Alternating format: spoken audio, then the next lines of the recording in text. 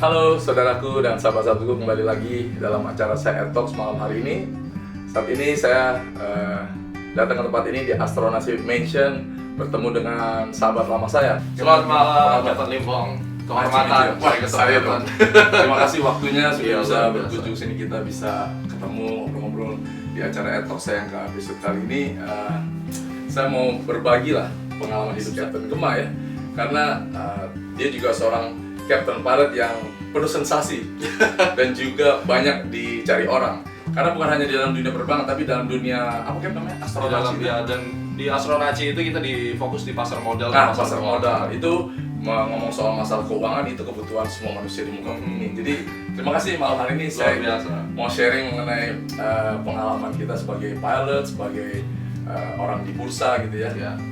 Apa aja Cap, selama ini bisa tiba-tiba sebelum jadi pilot kan Captain setelah duluan berusaha di astronasi. Betul. Nah, bisa jadi tiba-tiba beralih atau menjadi seorang pilot itu gimana ceritanya? Oke, ini luar biasa. Jadi saya cinta dunia aviation sejak saya umur 3 tahun. Jadi waktu itu saya mungkin baru lahir aja Captain Limpong udah kemana-mana. Jadi, saya masih ingat sekali dulu saya tinggal di Kalimantan di Sampit, di mana waktu itu tahun 90 kita bisa main ke airport, di mana dulu tidak seperti ini ya, semua dipagerin dan seterusnya. Betul. Dulu itu ada pesawat zamannya masih Bali Air, Borak, terus sama Dirgantara Air Service. Nah, saya sering ke sana, terus saya lihat pesawat Britten Norman Islander itu, Captain Limpong masih familiar. Nah, di situ waktu saya masih kecil saya pingin sekali selalu ke airport, dan memang jiwa menjadi seorang pilot itu ada dari kecil.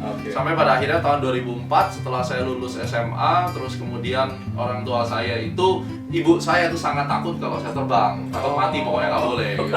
Pokoknya tidak boleh. Tapi papa saya boleh. Nah, semangat belajar saya itu dari tahun 2000 saya udah mulai otodidak.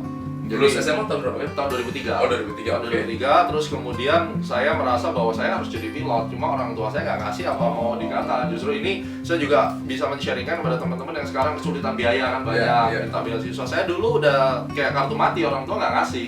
Sampai akhirnya saya dikasih syarat, saya harus lulus sekolah teologi awam. Jadi terpaksa saya ngikutin itu semua. Terus saya harus S1.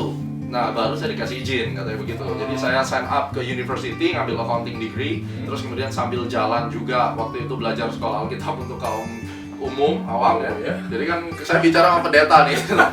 Nah, itu syarat untuk menjadi pilot gitu. Jadi akhirnya saya bergabung di Sekolah Tinggi Reform Injilis TRIS ya di Surabaya waktu itu. Nah, tahun 2004 saya dapat kesempatan masuk ke Alpha Flying Club waktu itu namanya, bukan Alpha Flying School di Halim. Waktu sudah mulai murah waktu itu, ngambil private pilot cuma 45 juta tahun 2004. Terus saya mulai aptitude test. Nah, waktu terbang pertama kali, ibu saya udah mau jantungan, mau nangis. Akhirnya bilang ke papa saya, kamu mau jadi duda muda atau gimana? Akhirnya saya di-terminate, itu langsung di-cut. 2004 itu? 2004 suruh pulang. Tapi PPL-nya sudah selesai? Enggak, baru aptitude test. Saya down. Akhirnya saya merasa saya down, wah ini gimana? Akhirnya tahun 2007, saya atas bantuan dari kakak angkat saya, Kapten Diales Kurniawan, saya diperkenalkan dengan program beasiswanya Aeroflyer waktu itu Batavia, angkatan pertama. Jadi saya tuh masuk dulu di Aeroflyer, 6.000 orang dan saya juara 1 waktu itu. Cuma dengar kontraknya 16,5 tahun dengan penalti $150.000, bapak saya tidak boleh katanya. Jadi gak usah jadi pilot. Udah lu ikutin tesnya, kalau sampai berhasil nanti nego sama owner.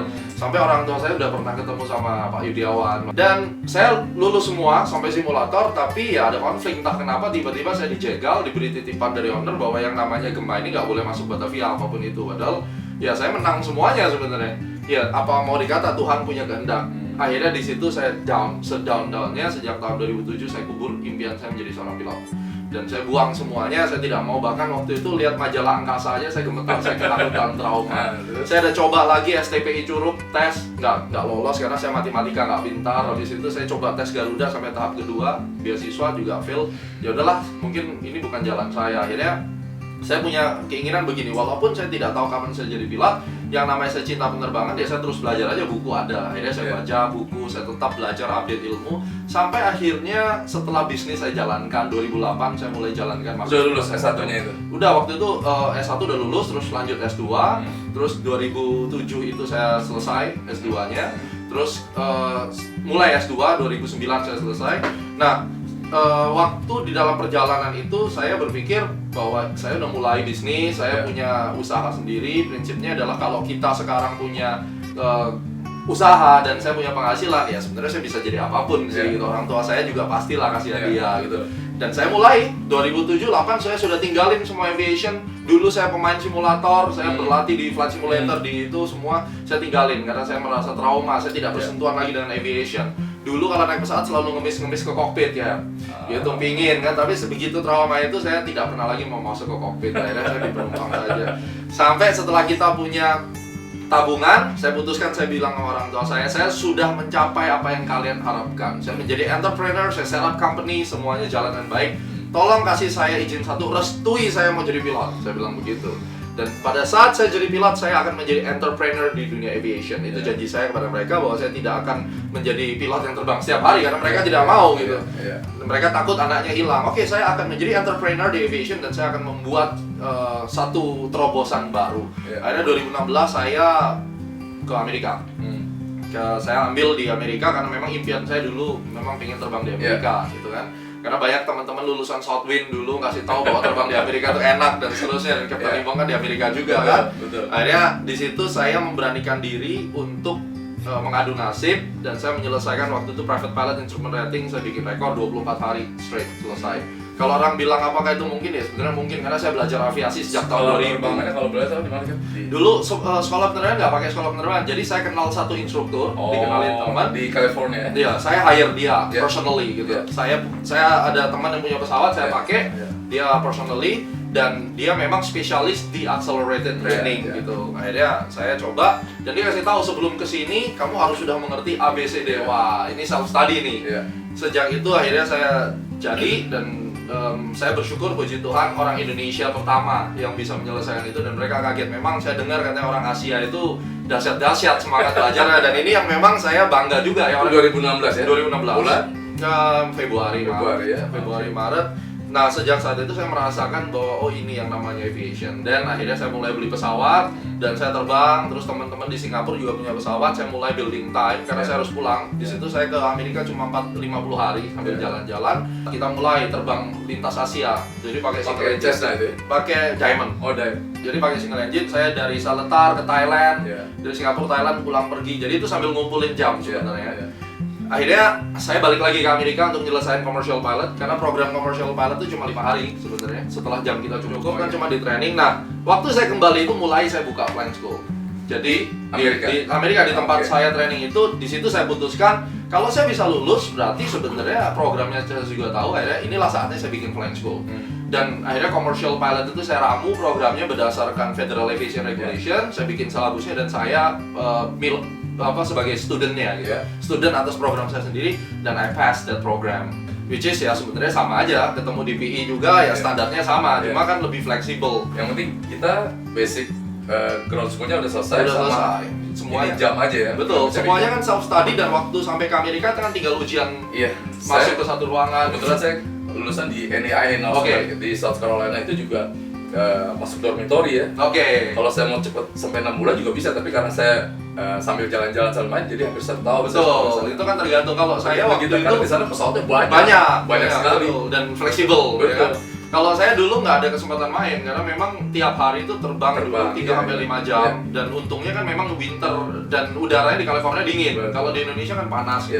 Selesai saya komersial, terus kemudian saya pulang lagi ke saya pulang ke Indonesia karena ada bisnis lagi. Terus saya 2 minggu atau 3 minggu lagi saya balik lagi sambil doing research, mulai cari pesawat dan seterusnya. Terus saya selesaikan multi engine.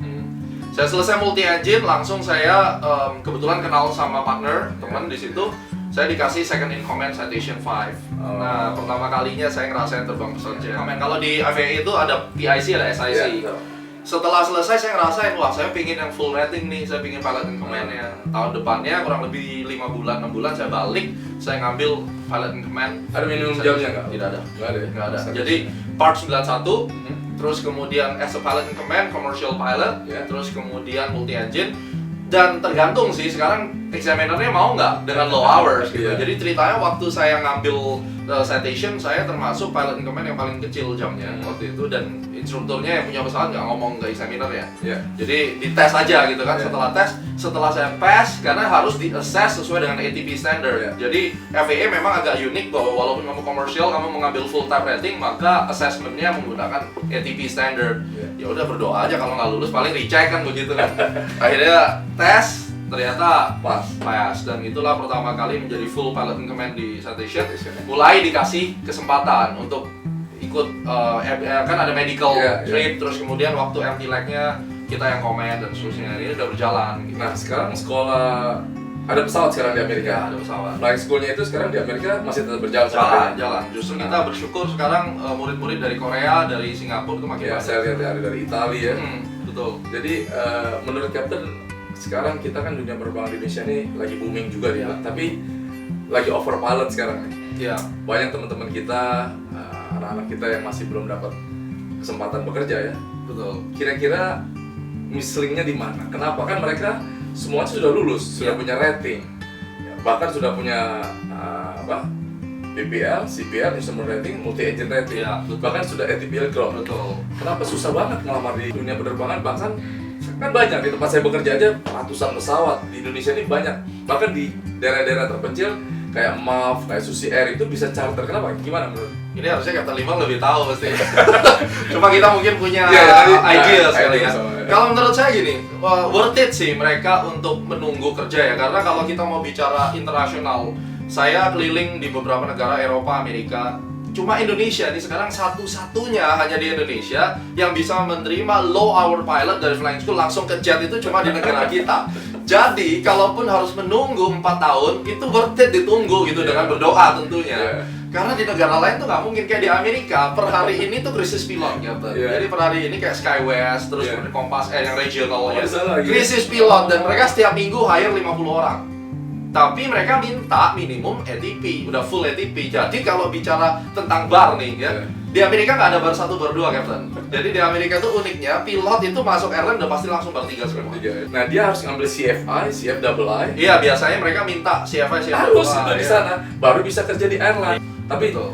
bagi saya yang belum dapat pekerjaan sampai hari ini, sabar aja lah. Iya, dan itu worth it sih menurut saya ditunggu. Karena masih banyak ekspat di sini, masih banyak yang bekerja juga. Di tempat saya berapa ratus orang masih di urusannya. Yang penting kalau masih kalian sudah punya rating, pertahankan standar sebagai pilot. Jadi saya setuju. Jadi saya selalu bicara begini. Kebetulan saya sekarang adalah FAA Jet Instructor di Citation dan juga Multi Engine Instructor FAA. Kita juga sudah di point sebagai safety providernya FAA. Jadi kita get involved dengan FAA untuk masalah safety segala macam. Saya melihat di sini bahwa ada hal yang mungkin dilupakan oleh kawan-kawan kita yang baru lulus ini. Karena kita juga rekrut, kita hiring pilot, dan beberapa dari mereka itu mereka bilang, saya commercial pilot, ini license-nya FAA begini, saya commercial pilot, saya cuma lihat begini, okay, that's good, I'm really proud of you. Tapi masalahnya adalah apakah Anda bisa merepresentasikan license yang Anda punya? Karena bagi saya ini hanya sekedar license, paper. Tapi kalau misalnya kita tidak bisa merepresentasikan hal itu, mau bagaimana? Banyak orang berkata pada saya untuk jadi pilot harus punya koneksi, harus punya uang. Saya melihat dengan mata kepala saya sendiri, ada beberapa rekan yang saya persiapkan mereka ke airline, dan kebetulan mereka ke Lion. Yang katanya gosipnya di Lion itu harus nyogok baru bisa masuk.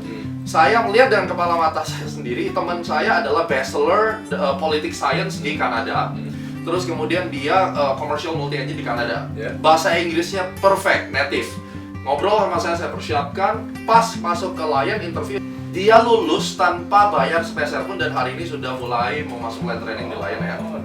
Jadi dari sini saya melihat bahwa dia memang deserve that job karena dia smart dan dia punya preparation. Satu pengalaman saya pernah membantu orang lah masuk ke Lion ya, ke tempat saya kerja. Tiba-tiba dia di session simulator dia fail. Wow, oke. Sekarang saya nggak bisa bilang apa-apa, berarti kan kalau saya bilang gini, kalau kalian sudah jadi punya license tapi nggak keterima, itu mungkin ada sesuatu yang dari diri kembali ke diri kalian. Tapi mungkin kemampuan kita pas masuk airlines itu belum mencukupi. Jadi bersabarlah, kalian semua yang belum dapat kerjaan sampai hari ini, pasti pada waktunya dapat pekerjaan. Atau seperti saya kan, saya tidak mungkin ke airline. Tetapi kalau kita cinta aviation, saya menyarankan buat teman-teman bahwa di Indonesia ini negara kepulauan. Karena saya juga menemukan banyak orang yang berbisnis di aviation nggak mau, mengajar di aviation juga tidak mau, terbang untuk sushi air atau kargo juga tidak mau. Mereka maunya itu langsung ke airline yang mana mungkin ketemu teman-teman pramugari yang cantik-cantik, ya kan? Kalau disuruh terbang di Kalimantan nyiram tanaman gitu, kayaknya itu bukan pilot gitu. Menurut saya bisa dari situ, dan saya bisa mengencourage beberapa teman, coba deh ambil training menjadi CFI, mungkin bisa daftar di AAA menjadi CFI. Betul, saya mau buat kalian ya, anak-anakku yang mau jadi pilot itu, kalian belum kerja, bukan sudah 1 tahun, 2 tahun, saya bilang ya sudahlah selesai, nggak mungkin lagi saya jadi pilot. Jangan begitu, itu cepat putus asa namanya. Betul. Nanti ambillah, pelajari yang banyak sekarang sekolah penerbangan di Indonesia juga banyak. AKC Aviation Academy salah satunya, STPI Curug juga belajar dari ilmu yang Kapten Gema punya. Dia punya sekolah di Amerika, bukan berarti nggak bisa diaplikasikan di Indonesia, bisa. Tapi tunggu waktunya aja. Betul. Kita tetap belajar karena pada dasarnya basic aviation knowledge sama aja. Beli Barang. bukunya sama. Kalau dari mesin propeller ke mesin jet itu tinggal dipelajari. Betul. Mau type rating apapun, dan juga kayak pengalaman jam terbang ya kan. Pilot itu nggak bisa jam terbang, nggak bisa dibeli. Betul. Experience. Jadi kalau kita jadi pilot sekarang antara senior, junior itu ada, tapi yang penting jam terbangnya itulah menunjukkan kualitas seorang pilot. Life experience ya. Life experience. Luar biasa itu. Jadi luar biasa ya, dari dunia penerbangan, mencintai penerbangan. Terus saya mau tanya juga mengenai astronaci nih kan. Nah, ini kan ada sangkut pautnya seorang pilot main di bursa gitu. Karena itu kan dunia keuangan ini bukannya ini global. Saya lihat Captain bukan menguasai makro, bahkan mikro. Dari mulai bisnis astronaci terus ke pilot, sekarang orang-orang di dunia saham kan akan melihat, wah ini beda sendiri nih sama. Gimana kan? Jadi saya 2008 itu mulai, dan kemudian saya mengalami kerugian besar sampai pada akhirnya saya sadar bahwa sebenarnya kerugian yang saya lakukan ini karena saya kurang mengerti metodenya. Metode analis saya nggak tahu dan hanya berjudi lah ibaratnya. Makanya saya selalu mengatakan jangan bilang main saham, main apa, karena ini bukan mainan. Berinvestasi di sini, dagang di sini. Sampai pada akhirnya saya menyadari bahwa ada missing link di sini, di mana setiap kali saya membeli saham, katakan saham Garuda Indonesia atau apapun, setiap kali saya beli nggak lama lagi turun, dan waktu saya jual nggak lama lagi naik. Berarti ada rahasia waktu yang terlepas gitu. Jadi selisih waktu, hitung-hitungan waktu ya. Dan akhirnya saya menemukan bahwa semua itu bisa dihitung secara waktu dengan menggunakan siklus planet. Nah, akhirnya muncullah astrologi dan Fibonacci. Fibonacci itu angka. Jadi kalau misalnya dulu kita melihat angka Romawi, Leonardo Fibonacci, baru muncul Hindu-Arabian numbers itu, rasio Fibonacci, golden ratio. Kalau kita lihat mata nih kan, mata kita dari mata sampai dahi dibandingkan mata ke dagu ini sepertiga 2/3. Itu golden ratio yang ada di dalam tubuh kita. Nah, inilah yang membuat saya, wah ini penemuan, saya combine. Nah, S2 tesisnya begitu untuk astronaci, S3 saya juga disertasinya tentang ini. Sampai pada akhirnya saya 2014 dapat muri pertama kalinya, karena ini satu-satunya metode yang menggabungkan astrologi dan Fibonacci.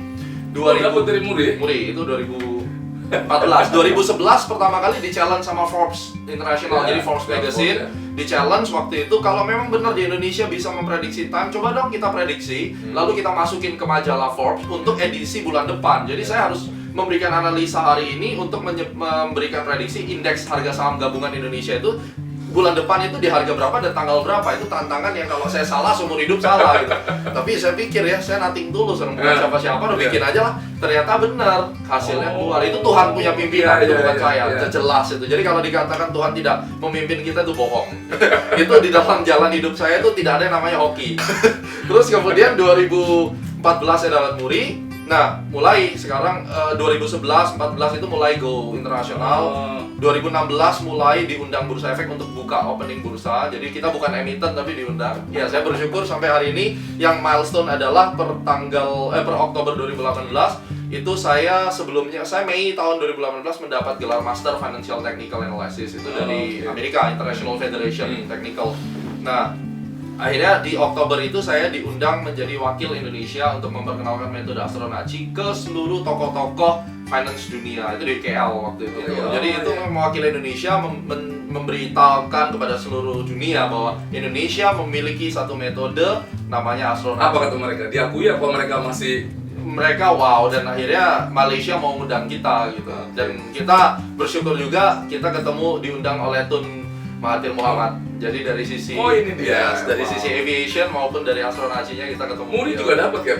Iya, mengenai 14 days pilot. Di aviation kita dapat, saya Muri pertama saya dapat karena private instrument 24 hari. Ya. Itu saya dapat. Terus kemudian Muri yang kedua adalah 40 day pilot, meluluskan salah satu siswa Indonesia commercial pilot tercepat di dunia, 115 hari, dan siswanya sendiri dapat. Jadi sebenarnya total grup itu kita dapat 4 Muri, cuma yang satu buat si siswanya. Siswanya. Jadi ini pure bukan karena saya, ini benar-benar saya juga sering meneladani Captain imannya.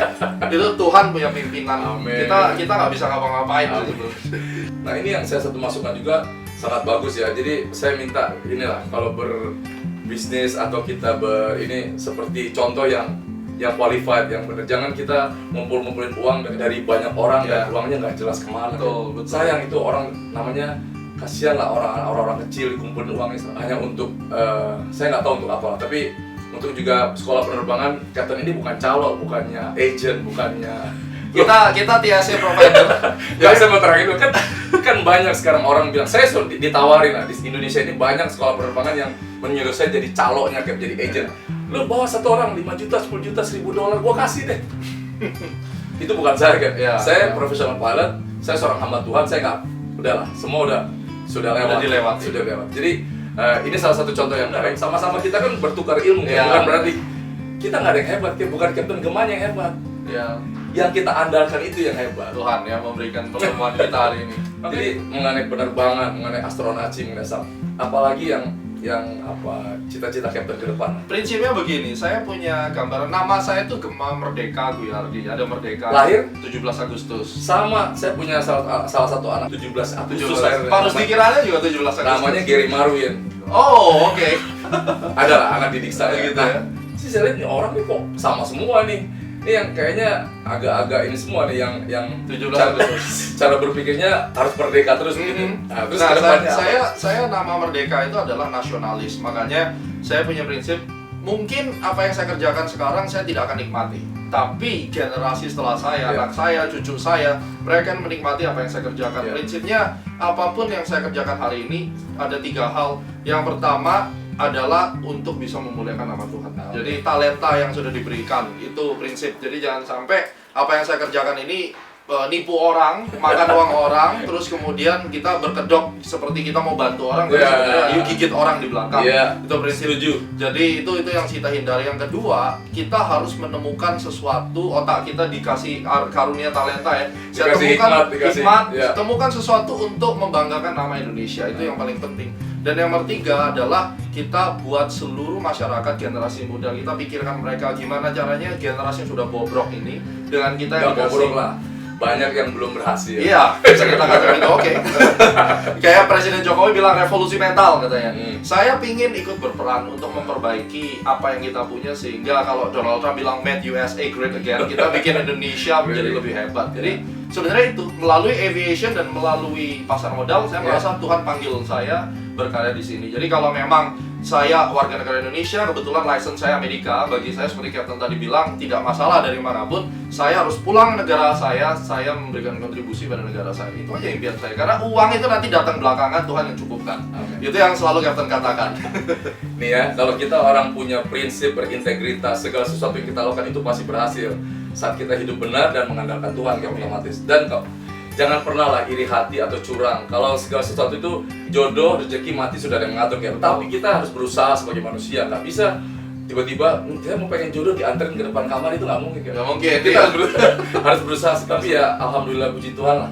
Kita sama-sama membangun dunia penerbangan sama kehidupan yang terpenting, kehidupan mempermuliakan Tuhan. Amin. Itu luar yang biasa, betul. Jadi apalagi untuk masukan untuk teman-teman yang cinta penerbangan, yang pengen berhasil hidupnya, apa quote-nya? Menurut saya jangan kebanyakan tidur. Itu suara Jangan malas. Jangan malas, ingat. Jadi Anda bekerja, berkaryalah dan pikirkan apa yang Anda bisa berikan untuk negara ini dan berikan untuk Tuhan. Bagi saya itu, dan selalu pikirkan orang lain dulu untuk kemajuan orang lain, baru nanti hidup kita pasti ada yang pelihara. Menurut saya itu. Dan selalu tonton Talk. Bener loh, saya selama ini ini ide dari putri saya semuanya. Kan ini buat vlog ini juga saya nggak pernah berpikiran jelek dengan siapapun ya, termasuk dari orang banyak yang ya banyak haters namanya kalau nggak salah. Dulu kan saya nggak ngerti ada apa kalau yang seneng apa namanya? Fans. Oh kan? jangan fans itu buat artis. Oh gitu ya. Kalau yang seneng namanya sahabat. Nah kalau misalnya yang haters itu saya nggak pernah apalah. Kita doakan mereka biar sama-sama lah, nggak usah. Kan bangsa ini biar majunya ke depan, kenapa? Mental kita sebagai orang Indonesia terlalu lama dijajah. Jadi kita bangkit lah jadi orang. Apapun suku kita, agama kita, latar belakang keluarga kita. Kalau kita yang menentukan nasib itu, takdir itu ada. Tapi takdir itu kita bisa mengubahnya, bisa menentukan. Betul. Setuju. Jangan bilang, wah udah takdir gua nih. Siapa bilang takdir kita itu bisa kita yang nentuin.